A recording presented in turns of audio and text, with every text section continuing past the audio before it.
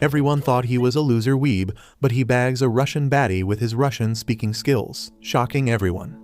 Alya is the most sought-after girl in the school because of his beautiful looks and because she is half Russian from her father's side.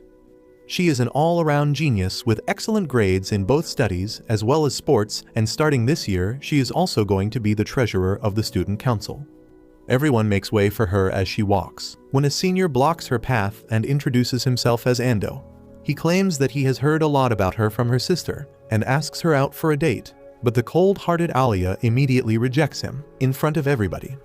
Ando persists and asks her for her number at least, but Alya tells him that she has no interest whatsoever in his pathetic Discord mod face, completely destroying the man's confidence. She also tells him to take out the chain as it is against the school rules before walking away, while all the students are shocked that she just destroyed the most popular guy in the school. Alya doesn't give a damn about all this, though, as she enters her classroom and sits down beside her friend Q's sleeping on his desk. She kicks the chair, waking him up as she glares at him, asking whether his pathetic ass was watching anime all night again.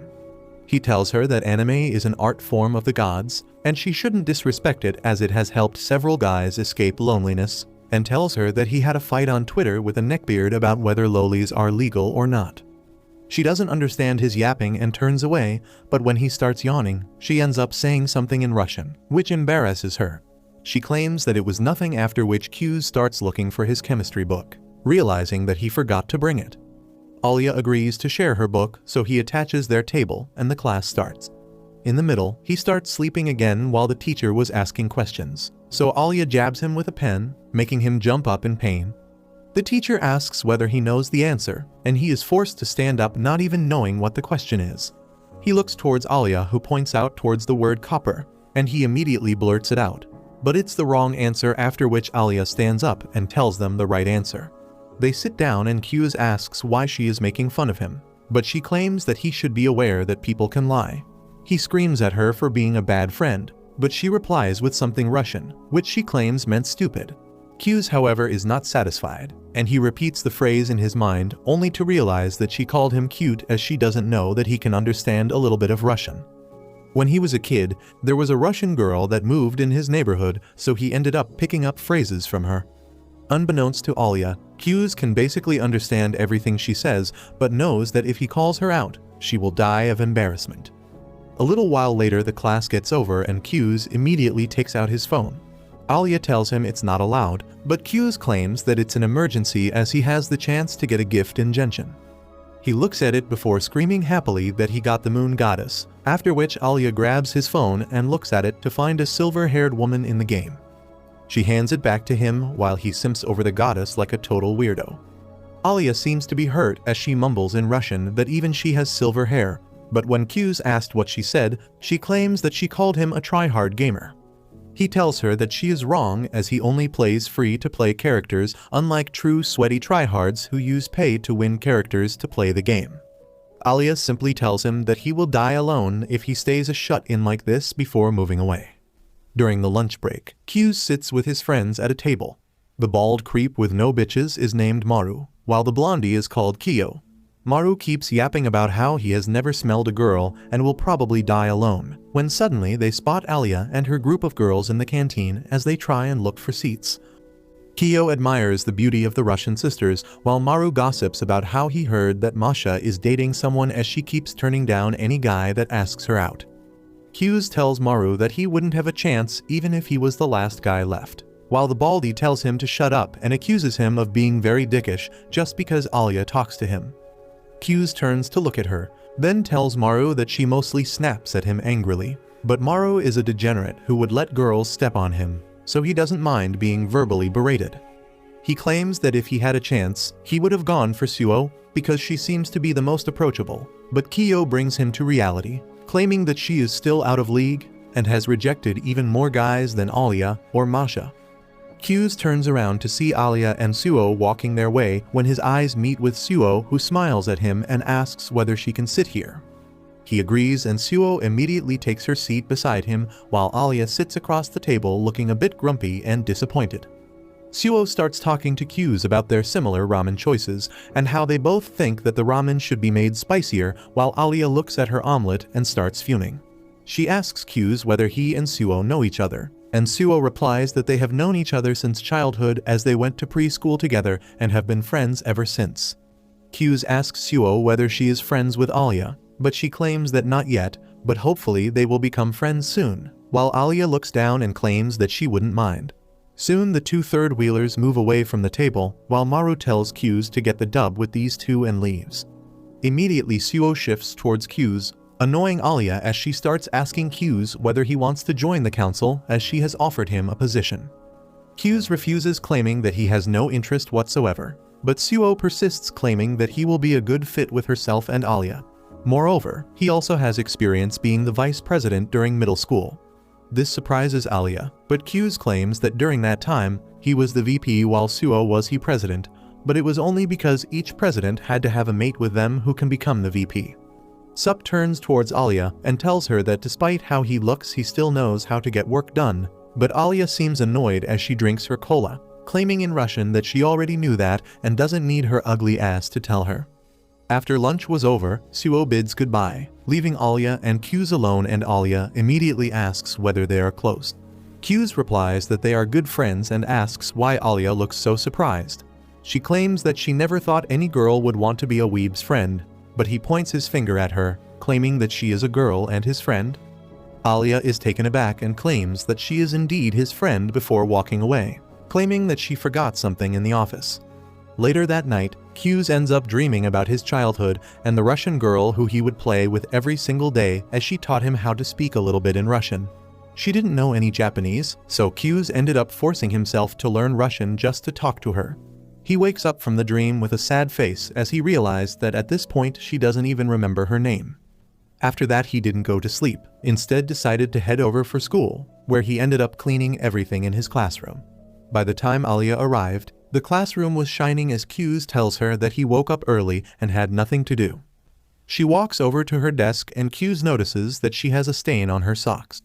Alya explains that while walking, a truck ran over a puddle and splashed her, but she has extra socks so it doesn't matter. After that she looks at Q's and asks whether he really doesn't want to join the student council. Q's replies with a sigh that he indeed doesn't have any interest in the council. She looks a bit disappointed, but then she pulls out her sock and notices Q's looking away immediately. She decides to mess with him a bit and tells him to bring a spare sock from her locker. He averts his eyes and gets the sock from the locker, but Alya tells him to put it on her feet. He is shocked at that, but Alya claims that it must be a treat for a creep like him, and Q's realizes that it indeed is a treat, when suddenly Alya speaks under her breath in Russian about how it is a treat for her as well. What a diabolical story, Jesus Christ. Q's starts psychoanalyzing her behavior and thinks whether she is a perfectionist who is using Russian with him to feel a little free or just some kind of exhibitionist. Anyhow, he drops down to his knees and grabs her feet, shocking Alya, who didn't think he would do it. She starts squirming away, but he holds her feet tightly and starts sliding on the sock slowly. While pulling it up, he accidentally touches her chicken thighs, which gets him a swift kick to the face, knocking him out, while Alya Rousey gets up and scurries away. Later that day, he texts his League of Legends forum about how he might have thing for feet when he notices that Alya still seems a bit mad. She walks out, and he follows her, immediately apologizing for his actions. She turns around and tells him that it was actually her fault as she kicked him and tries to touch his neck, asking whether he is hurt. He immediately backs off embarrassed, claiming she has nothing to apologize for as she showed him a peek of the promised Neverland. Alya suddenly realizes what he is talking about while Q's wonders why he is so stupid. Even after that he bows down and thanks her for the spectacular view, which gets him a punch to the face by Ronda Rousey, knocking him down.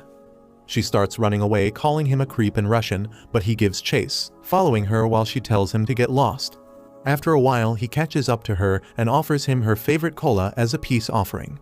She takes a sip and asks in Russian whether he wants a sip. He ends up chickening out and pretends not to understand what she said, while Alya smiles and claims in Russian that she can express her feelings in Russian, which he will never understand, while Q stands there thinking that he knows Russian very well, but decides to keep it a secret for now to see what her true feelings are. Some days pass by when one afternoon, Yuki calls onto Q's and asks him to help her out clear the council room. He reluctantly agrees as his lazy ass is not used to working out. but he meets up with her regardless, and they start chatting when suddenly Alya appears from behind some boxes, looking a bit pissed to see the closeness between Yuki and Q's. He realizes that Yuki definitely set this whole thing up to mess with him, as she knows Alya likes him. They start cleaning everything and Yuki keeps chatting with him, while Alya seemingly gets even more pissed and tells Q's to pay more attention to work.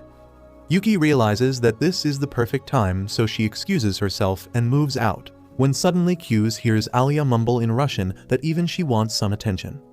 She keeps telling him to come near her in Russian, smugly thinking that she is literally throwing herself at him while he has no idea. Meanwhile, Q's is wondering what kind of a thirsty thought talks so openly. Thankfully for him, the remaining work gets sorted out pretty quickly, and he was about to take his leave when suddenly the door opens and a tall senior enters the room, surprised to see it all so clean already. Yuki tells him that Q's helped them, so he thanks Q's and introduces himself as Ken, the president of the student council. He tells Q's that he has heard a lot about him from both Alya and Yuki, but Q's starts feeling uncomfortable and decides to leave. Ken stops him, claiming that he helped them after school so he will buy him dinner tonight. Q's politely refuses the offer, claiming that he was just helping some friends. Before he can leave though, Yuki jumps in the conversation and tells him that he should accept the gift as he will have to cook for himself at home anyways. Ken ends up making the decision for them and also invites both Yuki and Alya to join them for dinner. Later that evening, they all go down to a diner and sit down, while Ken again thanks Q's for helping them with the council work. Yuki tells him that Q's is pretty good at physical work as he gets it done pretty quickly. Moreover, he is an expert negotiator as well. Ken immediately recognizes his talent and offers him a position in the student council. Q's again politely refuses, claiming that he is done with student council work forever, as he didn't really enjoy it during middle school. Ken agrees that it is definitely a lot of work, but tells him that it has its own benefits as well. He tells Q's that being in a student council means that he has an automatic recommendation to join the best colleges in the country. But even after this, Q's shows no interest as he simply wants to watch anime and enjoy life. Unfortunately for him, Yuki wouldn't stop writing him and tells him that they can run for the next council president once again just like they did in middle school. Q's refuses this time more firmly, while Ken tells him that Yuki is going to have tough competition as Alya is also going to run for the council president. Q's had no idea about it, and he looks at her for confirmation. Alya tells him that she is indeed going to run against Yuki next year during the elections, but before they could talk any further, their food arrives. After the dinner, they all part ways as Ken head on the other direction alongside Yuki, leaving Q's to drop Alya back home. On the way back, Q's asks Alya whether she is actually going to run against Yuki, but she doesn't seem to be very eager to talk about it, and tells him that she will go on her own from here. Q's bids her goodbye and heads back home, only to find Yuki sprawled on the couch, reading a romantic novel. It turns out that Yuki is actually Q's real sister, but because she wants to be his wingman, she is pretending to be his love interest to make Alya jealous and want him more. He tells her that he doesn't need her help and heads back to sleep. The next morning, he gets woken up by his annoying sister once again, who jumps on top of his bed and tells him to get up even though it's a Sunday.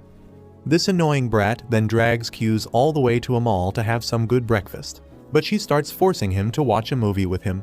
He refuses, and they head out to a nearby clothing store where he notices that Yuki's behavior is changed, and he asks what's up with that. She tells him that she noticed Alya tailing them, so she is going to stop behaving like his sister. He wonders what he should do right now, but before he could even say anything, Yuki ends up moving towards Alya and greets her warmly. Alya gets pretty embarrassed, but pretends that she just came here to shop some clothes and they met by coincidence. The bratty sis asks Alya whether she has had lunch yet, as they were just going to a restaurant, and invites Alya to join them.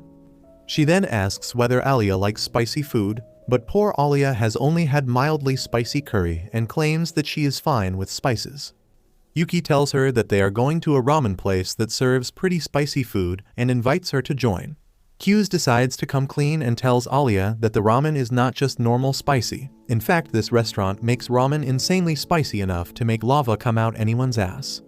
Alya feels like Q's is trying to push her away to be alone with Yuki, so she decides to join them regardless. They head out to the ramen place, which scares the daylights out of Alya, who has never seen such a demonic-looking restaurant before. Q's tells Alya that she is making a mistake, but Alya is determined and goes in with them. Soon they order a bowl of ramen each, while Alya notices that Yuki is wearing quite boyish clothes today. Yuki decides to use this as an advantage, and tells Alya that this morning she was in bed with Q's, so she decided to borrow one of his shirts for the day. Q's ends up spitting out the water he was drinking while Alya looks at him darkly. He tries to explain himself, claiming that she just ended up jumping on his bed while he was sleeping, but Alya doesn't buy it even for a second. Thankfully, the ramen bowl arrives just in the nick of time, which shocks Alya completely as she has never seen something as red and hot as this bowl. Yuki and Q's seem pretty fine with it as Yuki tells them all to dig in before the noodles get soggy. Alya decides that she can't be left behind, so she immediately takes out the chopsticks and cools the noodles down a little bit before gulping them down. Immediately the spice hits her, but she pretends to be completely fine. Q's and Yuki also start eating and don't find the spice too much as they are used to it. But Q's ends up hearing Alya mumbling in Russian about how insanely hot it is, and he gets worried, so he asks her not to eat it, as they can get something else for her. Alya tells him that she likes the heat a lot, while Q's can literally see her tearing up and asking for help in Russian. Before he can say anything again, Yuki asks Alya about what she thinks of this dish, and when Alya says that she likes it, Yuki messes with her even more and gives her hot sauce to add in her ramen to make it taste even hotter. Q's tells Alya not to do it, but she is not going to lose this battle, so she puts a small amount of sauce in her noodles and tries it once again. This time she ends up screaming loudly, unable to control herself, and runs out of the restaurant. Q's follows her and finds her alone in a park and asks whether she is okay. Alya replies that she is fine, but Q's asks her whether she wants some ice cream and she immediately agrees. He gets her a triple scoop, which she likes much more than the hellish ramen. But while she was eating, Q's again asks her why she wants to become the council president. This makes her mood sour quickly as she tells him that she just wants to try. He asks whether she has a partner, but she replies that she doesn't, claiming that she has no need for a partner and can do it all herself. He tells her that it doesn't work that way as she needs to have someone to run for vice president with her. She replies that she will find a random person and put their name down in the register and it should be fine. But under her breath, she mumbles in Russian that she would want him to be her partner. She finishes up her ice cream and asks Q's whether he has any plans, as she wants him to help her shop for some clothes. Q's agrees to help her, claiming that they are friends, which surprises her a little, as she wonders whether he is feeling pity for her because he thinks she doesn't stand a chance against Yuki. She angrily walks into the changing room, determined to blow his mind with her fashion sense, but gets cold feet thinking what if he doesn't react at all. She still comes out of the room, and to her surprise, the moment Q sees her, he immediately compliments her, saying that the dress is making her look even prettier than she normally is. This blows her mind as she silently closes the curtains and starts panicking, while on the other side, even Q starts feeling embarrassed of the cringy lines he just spoke. Alya decides to keep it going, so she starts changing her dresses one by one, giving a full-on fashion show to Q's, who compliments each and every dress on her, which makes her feel even better. She finally decides to try something a little more revealing and opens the curtains to pose, only to see that Yuki has also arrived. She quietly backs off and shuts the curtains before feeling embarrassed and wanting to crawl into a hole. Later that evening they head back together in the train, but Alya is still too fried to talk. Finally Yuki and Q's station comes, so they bid her goodbye and get off the train. Alya starts cussing herself for wearing something so skimpy, as now Q's will think she is a skank, when suddenly she realizes that both of them got off onto the same station, as she decides whether to spy on them or not. That night, Alya returns back home looking a little down, but she is immediately pounced on by her own sister, who hugs her and asks how her day was. Alya very lazily replies that it was fine before moving into her room. Masha, however, is not fooled so easily and asks Alya whether something happened because she isn't acting like her usual self. Alya takes a deep breath and claims that she just came back after meeting Q's and his childhood friend. Masha immediately starts smiling as she realizes that this is about a boy and asks Alya whether she likes him. Alya immediately defends herself by saying that she has no such feelings of him, and claims that they are only friends and nothing else. Masha starts laughing and asks how did this guy manage to steal her heart, considering she never liked being friends with anyone who was a lazy slacker and she always wanted her friends to be perfectionist. She realizes that Masha is right, as 6 years ago when she was still in Russia. They ended up getting a group project about learning the ins and outs of the local businesses. She eagerly divided group works amongst her friends and rigorously planned everything out as she wanted their report to be the best in the class. She followed the schedule perfectly and collected data on several businesses all alone on Sunday. But when she went back to school on Monday, she found out that none of her friends have even started thinking about it. She gets worked up and tells them that the report will take a lot of time to write. But her friends seem unconcerned, claiming that they have a full week to work on it. Suddenly, the blondie notices her work notebook and picks it up, claiming that Alya has literally written a whole essay already. They tell her to chill out as this is just a school assignment, but Alya is one of those perfectionists who got no chill, so she tells them to take this seriously. This results in her getting into a major argument with the blondie, who tells her to do it all alone if she wants to be such a perfectionist, and leaves. Later that evening, Alya stays over late and keeps writing the report and continues to do so every single day till finally the results of the reports is unveiled. A different group ends up winning because their report was more cohesive, while Alya holds back her tears, clutching her group work that she did all alone. That day, while walking back home with tears glistening on her cheeks, she decides that from now on she will never depend on anybody because they will always disappoint her no matter what. After that, she ended up qualifying a very difficult examination and got transferred to Japan, where the first day, she ended giving a speech at the ceremony, which immediately made her a favorite. After the assembly, when the class was about to start, she noticed Q's for the first time, sleeping on his desk with no care in the world. She wakes her up, claiming that the class is about to start, and he groggily tells her that her speech was phenomenal. She introduces herself very cordially as she expected everyone at this super prestigious school to be perfectionists like her. Slowly, the facade wears down as she notices that most students here are slackers as well, and most of all, Q's was the biggest slacker, never bringing the correct books, always behind in physical education, and literally sleeping through the entire math class. Soon she starts going back in her shell, and not talking to others because they were disappointing her once again. Soon the seasons change and the school festival arrives. They all divide duties and start working on it. But even after being behind in all aspects, the students are very chill about it and go back home while Alya works overtime sewing the banner as she felt all alone once again. She hurts herself once again and puts on a band-aid when suddenly the door flings open and Q's enters the room. Alya is surprised to see him after the school is over, but he claims that she shouldn't overwork and go back home. Alya at this point is pretty prickly and tells him to mind his own business as she has a lot of work to do. But he tells her not to worry as he has sorted everything out. He used some connections to get permissions to stay overnight in the school.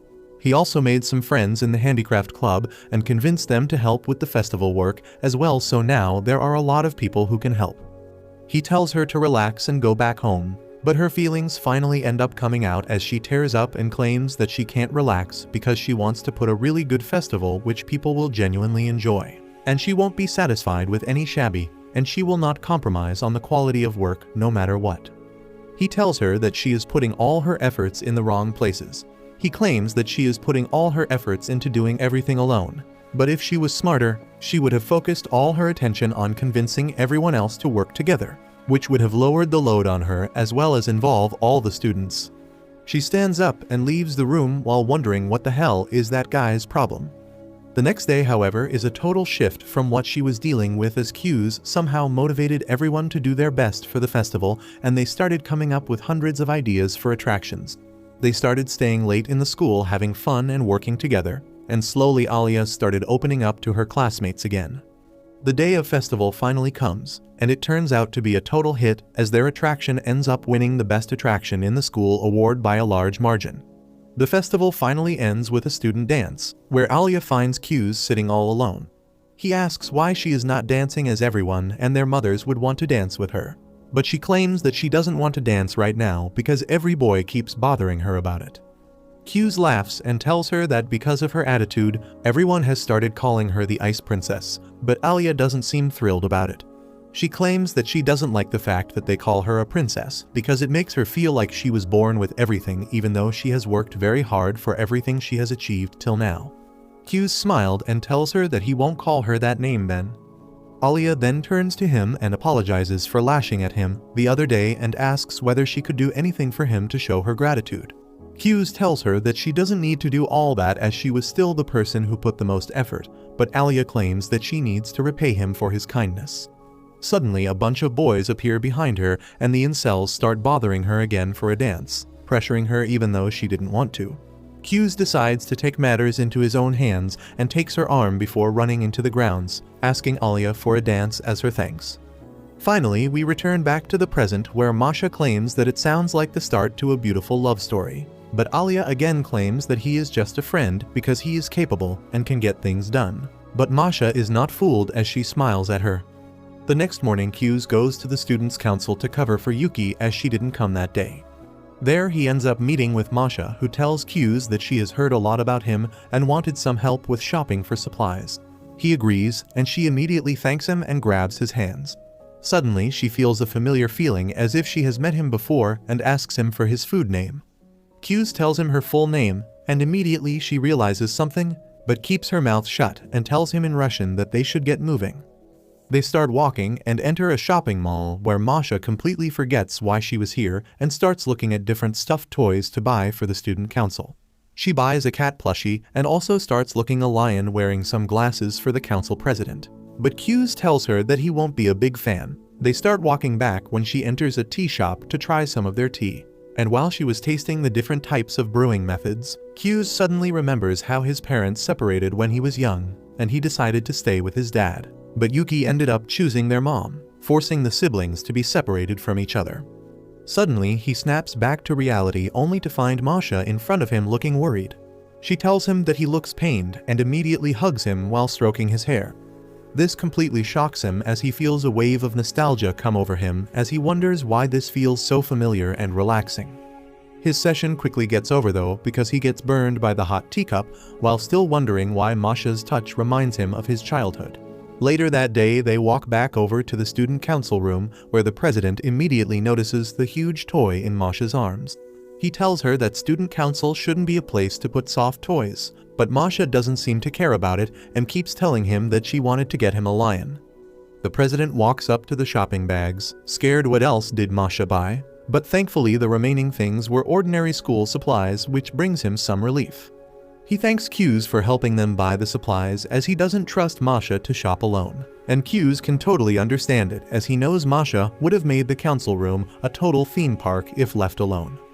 The president again tells Hughes that he should reconsider his decision to join the student council as they need capable people like him, and Masha seems to be in agreement, as she claims that he should at least join them on paper. Hughes asks why are they so hell-bent on making him join the council, and the president replies that he thinks Hughes has a special talent with sorting things out, which is very important for a student council. He claims that Hughes was an excellent vice president during his junior school, and Hughes replies that while working on that position, he realized that there were no real ambitions or goals of his that he would be able to achieve if he continued being at that position, so it doesn't make sense for him. The president tells him that goals don't need to be 100% aligned with the goal of working at full efficiency. He claims that he joined the student council not because he wanted to transform the school for the better, but because he wanted to win the heart of the girl he liked. He whips out his phone and shows Hughes the picture of a fat incel, looking very insecure. At first, Hughes doesn't identify the fatty, but Ken claims that it is none other than him 2 years ago. Hughes is shocked at the incredible glow-up transformation, while Ken tells him that 2 years ago, he was a loser with bad grades and no talent in any sports. But then he fell in love with a beautiful girl named Sarah, the vice president, but she was way too out of his league, so he decided to better himself in order to become a viable match as a boyfriend for a girl like Sarah. Becoming the council president was just a step in achieving that dream, so his reasoning to join the council was very selfish. Masha joins in the conversation and tells Hughes that even she joined just because she was friends with Sasha and wanted to talk to her more, claiming that everyone who joins the council has their own selfish reasons, and that's completely fine.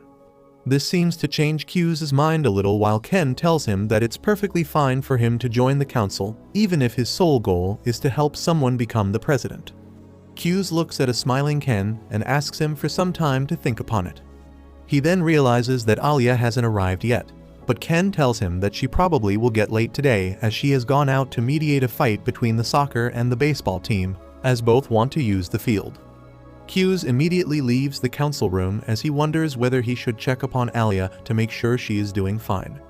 Meanwhile, Alya is not doing very fine as both the soccer and the baseball teams are at each other's throats as they hurl insult at each other like a Call of Duty lobby, when Alya tells them to talk politely. Alya tries to ask one of them to use a smaller field by the river, but none of the teams are willing to go there as they both start arguing again, while ignoring poor Alya's voice. She realizes that she always decided to work alone, and because of that she has no idea how to deal with people and make them listen to her. Tears start rolling down her cheeks as she wonders whether she is fit to be in the student council. Meanwhile, Q's reaches the area and overhears the heated discussion while Alya failed to mediate them. Q's decides that it is good experience for her and was about to leave, when he hears her call out for help in Russian, which only he understood. He decides to intervene in the middle and introduces himself to them as the student council member in charge of the general affairs. Alya seems surprised, but relieved to see him as he quickly takes control of the situation and claims that because the baseball team has fewer members, they will move to the smaller Riverside field, but in return, the soccer team members will help the baseball team move all their equipment. At first, both the teams seemed uncertain about this compromise, but the managers of the soccer team speak up, volunteering to help the baseball team move, and seeing a couple of beauties willing to help them out soon softened the baseball team as well, and they agreed to the compromise. Later that evening, both Q's and Alya start walking back, while Q's apologizes for putting his nose in between her matters. She claims that she likes his nose between her juicy matters and asks whether he knew the managers would decide to help the baseball team. Q's smiles and claims that the captain of the baseball team is currently dating the manager of the football team, and that's why he wasn't saying too much, as he wanted to help his girlfriend. Meanwhile, the manager was confused what to do, since she knew soccer team's demands were too much. He claims that he simply gave them a middle way out, which he knew both the baseball captain and the manager would agree to, and the plan worked. Alya looks at him impressed that he thought and noticed these many things when they run into Ken, who asks whether everything got sorted out. Q's immediately realizes that Ken planned all of this to begin with as he asks Q's for his decision about the council. Q's takes a deep breath and tells him that he is ready to join the student council, which shocks Alya, while Ken tells him to come to the council immediately to get his joining form. Later that night, when they start walking back, Alya asks Q's whether he is joining the council to help Yuki become the new president, and Q's asks what will she do if he does decide to help her. Yuki takes a deep breath and tells him that she won't back down and fight against him to become the new president, which makes Q's smile, and he tells her that he has decided to help her become the new president and not Yuki. This catches Alya off guard, while Q's promises that he will help her become the president of the council, no matter what, and offers her his hand. Alya wipes off her tears and takes his hand before smiling at him, which suddenly makes his heart feel something which he hasn't felt since the time he met that blonde girl in his childhood.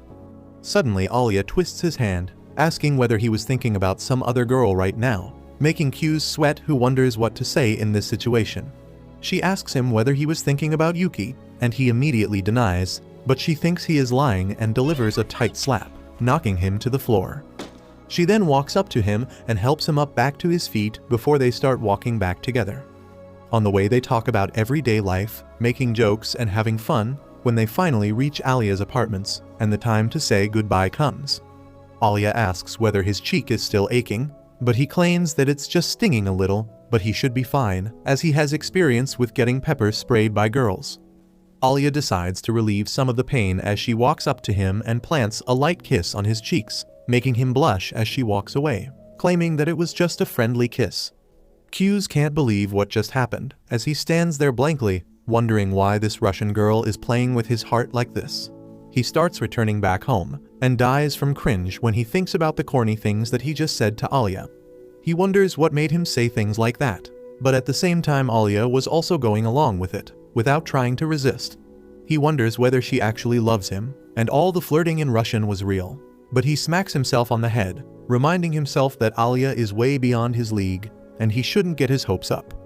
He returns back home and realizes that if this entire day was a setup to make him join the student council, then Yuki must be in on it, so he enters the dark house to confront her.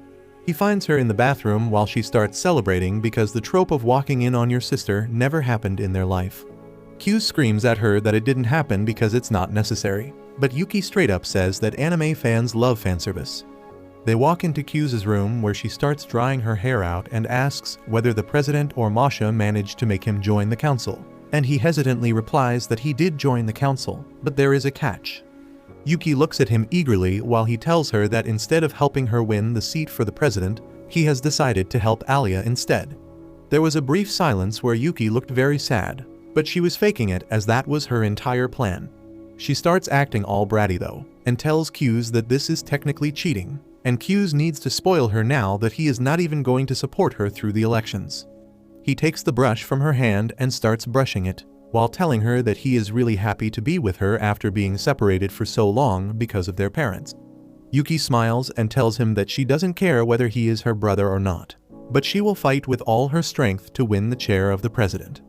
She leaves the room happy that her brother found someone who could motivate him to work harder and wonders how long he will be able to keep it up. The next morning, he wakes up on his own, surprised to find that Yuki didn't make a whole scene to try and wake him up. He wonders whether she got hurt by what he said yesterday and decides to make it up to her with some good breakfast.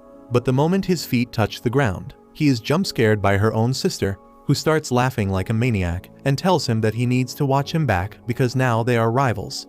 Q's realizes that his bratty sis will make life hell for him, but to his delight, Yuki ends up getting stuck like my stepsister. She tells Q's that she wants his help to unstuck her, but he decides to take revenge and starts pushing his bed sheet down her face to pack her in with the terrible sweaty smell. Later that morning, Alya sits down on her desk as she keeps anxiously looking at Q's empty desk, wondering how he will act today. She seems a little embarrassed by her actions yesterday and gets jump scared when Q's walks in the room. She tries to act all normal, but when she looks at him that day, she realizes that he looks much better than usual. All during the class, she keeps looking at him, wondering why is he glowing so much, even though he looked completely normal.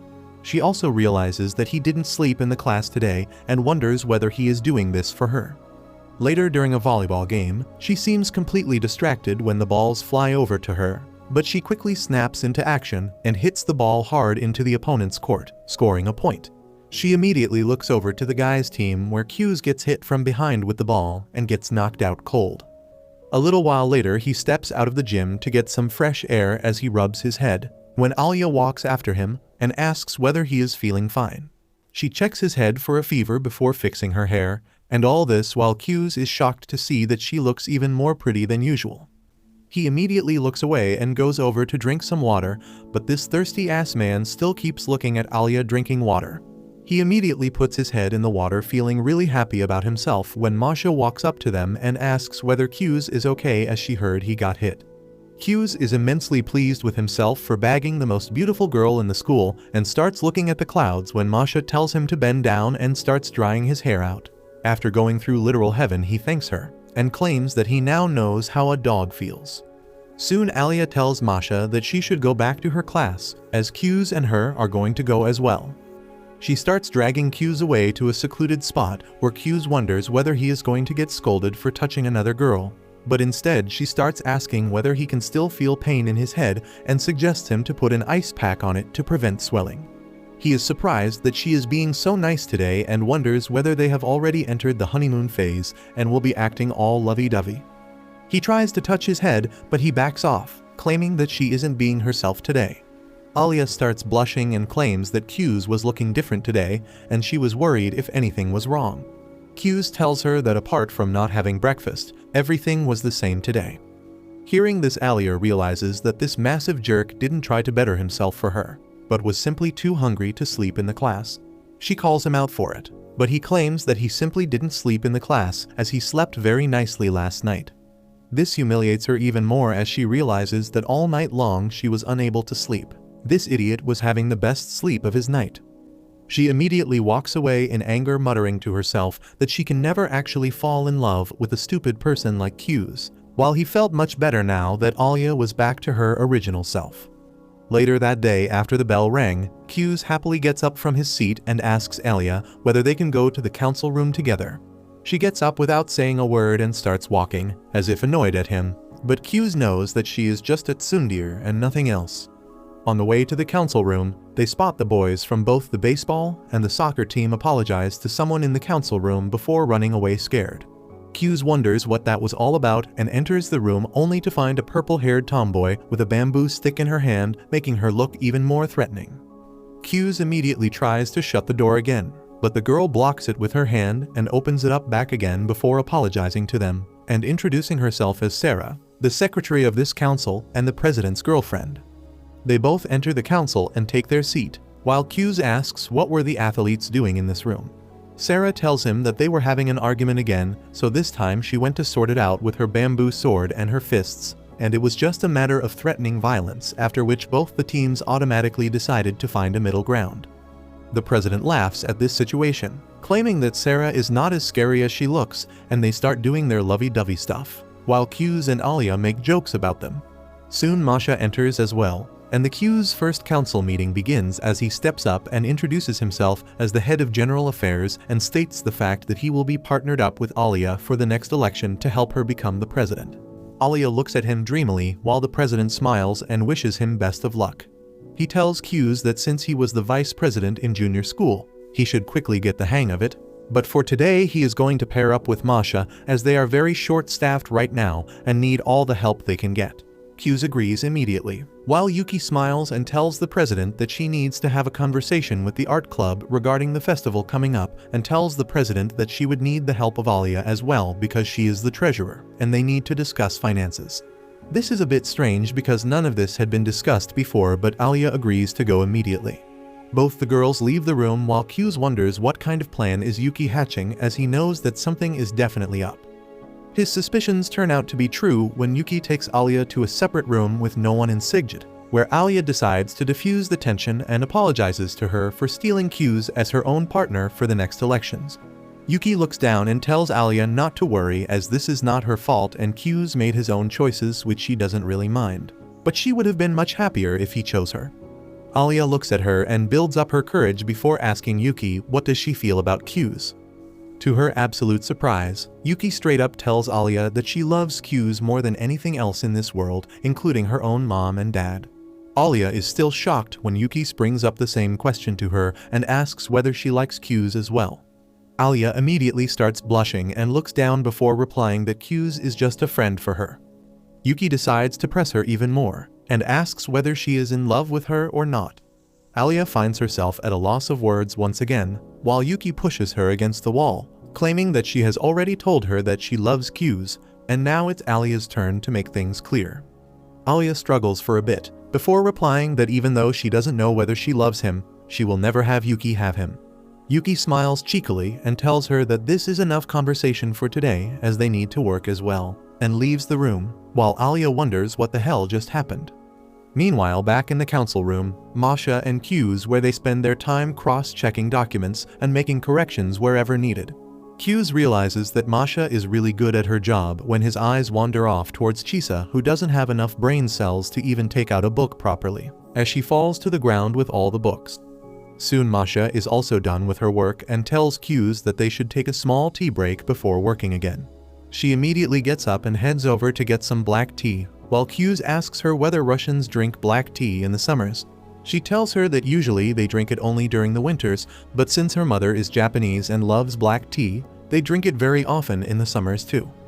This makes Q's think about how the girl he liked when he was young also had a mother that loved black tea. When Masha breaks his thoughts and asks whether he knows a lot about Russians, he lies and claims that he has only watched a couple of movies and that's it, while in fact he studied really hard to learn as much as possible about the Russian culture. Masha soon sits down beside him and starts eating spoonfuls of jam before every sip of tea, which is also a Russian thing. Q's also tries to do the same, but it is too sweet for his taste. Soon after that, Yuki and Alya also return from their errand, and Masha immediately sets out to make tea for them as well. Alya looks a little grumpy, but puts her chair really close to Q's and sits down, asking if he has any problem. Q's immediately looks over to Yuki and realizes that she has pulled some new trick this time and wonders what's going to happen. Masha cheerfully asks Alya whether she found any guys she likes and would love to marry, but Alya shakes her head before softly whispering in Russian that it's too early for marriage. Q's looks at her when Masha puts down a huge plate of jam in front of her, which she starts gulping down angrily. Soon the president dismisses all of them, and Q's starts the walk back home with Alya while the sun starts setting. He wonders what Yuki told her as she looks very stressed and decides to do something about it. He invites her to a small cafe, claiming that they should discuss a little about their presidential election because they don't get much time during the school. Alya whispers in Russian asking whether this is a date, which makes Q's blush, but he pretends not to understand it and enters the cafe with her. They sit down and she gets 2 big boy smoothies so she can post them on Insta when Q's decides to address the Russian in the room and asks whether something happened with Yuki. She gave him an annoyed look and told him that nothing happened, which just made him absolutely sure that Yuki pulled some trick on her. Suddenly Alya asks Q's whether he is dating Yuki, but Q's outright denies it, claiming that he would date his own mom before dating Yuki. Alya looks at him suspiciously, so Q's decides to clear some air and tells her that Yuki is not as ladylike and innocent as she looks, and promises that she is simply messing around and teasing her. This makes Alya relax a little while Q's tells her that they need to do something about Yuki, because as it is, they will definitely lose the elections. Alya looks at him a little frustrated, but he claims that this is a truth. He explains that usually there are much more candidates that try to fight for an election, and after a general meeting where the candidates are supposed to have a brainless debate like Biden and Trump, half of the candidates drop out because they realize they don't have any support. Then finally, the top 3 candidates are chosen to run the election, and amongst them, one is chosen. Unfortunately, this time everyone thinks that Yuki will win by default, and because of that no one is even interested in standing against her. While Q's is giving his monologue, Alya is completely distracted by the fact that even though they are alone in a cafe, he is not even acting a little shy, as if he comes here with different girls every single day. She ends up biting her entire straw before she decides to stress eat right in front of him. Q's is a little surprised by this, and this breaks his thought train, while Alya decides that this is a time to pull the classic move of sharing the same spoon. She asks whether Q's would like to have a bite, but when he denies, she still tells him to have 1 bite. She extends the spoon while he asks for a different once, but Alya tells him to shut up and open his mouth, as these things are very normal in Russia.